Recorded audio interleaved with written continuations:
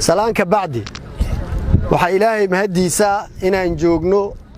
deegaankan oo maalmo ka hor uu cadowga ka talinay wax ilaahay loogu mahdiyo oo ilaahay loogu xamdiyo waay in maanta aan halkaan ku sugannahay iyada oo ay cishanayaan ama ay ilaashanayaan dadka deegaanka waxaan u mahadinaynaa marka labaad ciidamada xoogga dalka Soomaaliyeed oo qayb ka ahaa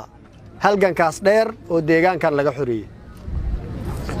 waxa kale oo u mahadinaynaa maamulka Hirshabeelle guud ahaan gaar ahaan maamulka gobolka Hiiraan oo iyaguna ka shaqeeyay sidii dadkan deegaanka ay isku xureen lahaayeen geliyayna dhiirigelinta halkaan leeg sida saraakiisha iga horeysay iyo madaxda iga horeysay ay sheegeen deegaankan waxaan rabnaa annaga inuu noqdo meeshii Soomaali ay dhihi lahayd cadowga laga xureeyay maaragta Soomaaliya wuxuu ka soo bilowday deegaankaas in lagu dhiirado la iska dhaciyo waxa ilaahay mahadiisa inaan maanta aan idin la joogno oo aan maaragta wajiyadeenu ay isbaranayaan meel ka duwan oo iyo xaalado kale oo ka qurux badan aan maaragta aan isku arki doono mujaahidiin baa tihiin ilaahay subxaanahu wa ta'ala diintiisa wuxuu ka xarimay dadka waxa ugu horeeyay dhiigga muslimka ah waa marka labaad qofka muslimka waxyaabaha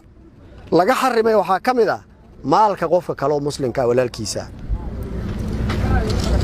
haddii dhiigii la xarimay oo maalkii la xarimay waxa ku sii xigo sharafkiisa cirdigiisa nimanka lala dirirayo saddexda shay iyo in ka badanba way ku xadgudbeen dhiigga qofka muslimka ay ku xadgudbayaan waxaad arkaysaan mar walba oo la xanuunjiyo oo sida maaragta idinka deegaankan ka soo sameeyeen oo kale maras iyo masaakiin bay qarxi ku ridaan xoolo dadka muslimiinta ay leeyihiin oo idinka ay leedihiin walaalkaaga iyo walaashaada ay leeyihiin iyo hooyada iyo aabaha iyo gabadha yar oo maaragta muslimada deegaankan degan ay leedahay ayay subax walba magacyo kala duwan intay soo baxsadaan ama ganaaxa ugu yeertaano ama zakaha ugu yeertaano magacyo kala duwan oo diinta islaamka uga been sheegaan intay ugu yeertaan ama baad ha ugu yeeraane ayay ka qaataan maalkiina meeshaasay ka joogaan cirdigii iyo qofka sharafkiisii qof shabaab ku hoos nool oo xor ah ma jiro ilmihiisa xor uma ahan waa laga kaxaysanaya xoolihiisa xor uma ahan gurigiisa xor uma ahan gabadhiisa xor uma ahan ciduu rabo ma siisan karo shabaabka ka guursanayo ka wadanayo ka xoogayo waxaas qof muslina ma dul qaadan karaa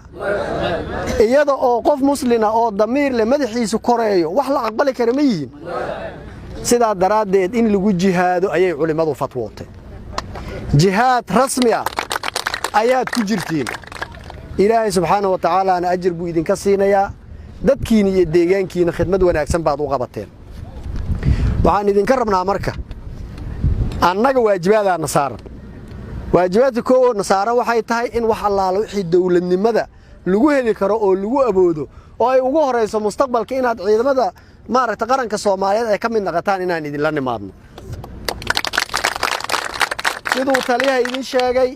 ciidanka xoogga dalka Soomaaliya idinkama hakran doono rasaas uu haayo raashin uu haayo wax allaala wixii gaadiid gacantiisa ku jiro idinkama hakran doono idinku garab istaagi doona adinkina waajiba idin saaran waajibka koow idin saaran wuxuu yahay deegaankan iyo deegaanada la midka inaysan shabaab ku soo noqon waajibka koowaad waa shabaab haday deegaankan dib ugu soo noqdaan macnaheedu wax allaal wiilkii naga shahiiday iyo gabadhii naga shahiiday bilaashay u dhimatay waa inaysan ku soo laaban deegaanada kalena waa in laga xureeyo oo ay ka socdaan nimankaas waxa idin banaan dhiigooda waxa idin banaan qorigooda inaad ka qaaditiin waxa idin banaan xoolahooda inaad ka qaaditiin culimada siday fatwoodeen arrinkaas marka waxaan idin ka rabnaa inuunan nagu soo laabanin labo waajibaadka labaad oo nasaaran waxa waaye ciidamada hore u ruqaansan doonaan waxa lana ka rabaa inaan maaragta ay aad la ruqaansataan oo deegaanada harayna laga dabagalo waxa idinku mahadinaynaa wanaaga iyo sharafka aad ciidamadu la howlgasheen shabaabka iska dulqaadeen ilaahay subxaanahu wa tacaala waxaan ka rajaynayaa in deegaanada Soomaaliyeed laga dulqaado waxaan kaloon rabnaa inaad maanka ku haysaan shaqada haysaan shaqo ilaahay dartiisana loo qabanayo qaranka Soomaaliyeed iyo shacabka Soomaaliyeed iyo gabadhaha muslimiinta iyo ilmaha iyo waayeelkii maras lagu badbaadinayo inay tahay qofkii ku dhintay shahiidiya waxa kaloo idin kala dardaarmaya inayna salaadiina ilaabin waxaan kaloo idin kala dardaarmaya inaanan qabiil deegaankan joogo la diraa inaysan dhicin haddeer waxaan nahaayo waa ka weyn waxa ma aragtaa oo aan anaga dhaxdeena naga dhaxeeyo nin baa hadda ka hor waxa laga sheegay nin adeerkiisu la dirirsanaa asagoo la dirirsan ba Soomaalida dhaqankeeda waa taqaaniine ayaa gabar laga soo doontay gabadha adeerkeeda laga doontaa dhaqanka Soomaaliya markaasuu subaxay dagaal u balansanaayeen markaasay wixii familkii wuxuu ku qasban yahay inuu face saving wax la yiraahdo sameeyo wajigu u badbaadiyo oo reerkii intuu u tagay uu yiri waagi baasmaan ugu bariyay maya wuxuu yiri nin aan waxaan isku nahay yaqaano waxa naga dhaxay aan aqoonaan tir mararka qaar ko Soomaalidu waxay tiraahdaa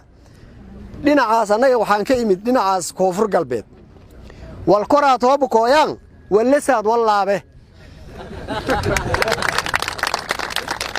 macnaha haddii problem kore uu yimaado wixii hoos reerka iyo ka dhaxeeyeen dhinaca la isaga dhigaa annaga marka waxa u baahannahay inaan maaragta aan wixii dhaxdeena qabaa'ilada iyo dhaxdeena iyo reeraha ka dhaxeeyay inaan dhinac dhigno shabaab iska bixino taasa waajibka koowaad oo nasaarana deegaankan nimanka qoryaha meelaha ay kula jirjiraan iyagoo cararaay qof walba wuxuu ka soo dhacsada xalaalay u yihiin ciidanka xoogga dalka Soomaaliya qori shabaab laga soo qaaday idinkaga daba imaan maayo waxa idinka rabaa inaad wixii ka soo aruursataan xoolo shabaab leeyahay ka soo furateen idinkaga daba imaan maayo ha laga wada furto nimanka waa jabeen deegaanada laga sii bixiyo waxa idinka codsanaa inaan deegaankan idinku soo gaarin oo weerartano weerarka asala sidoo ma aragtaa xildhibaanka sheegay weerarkan isku difaacayna aad u mahadsantihiin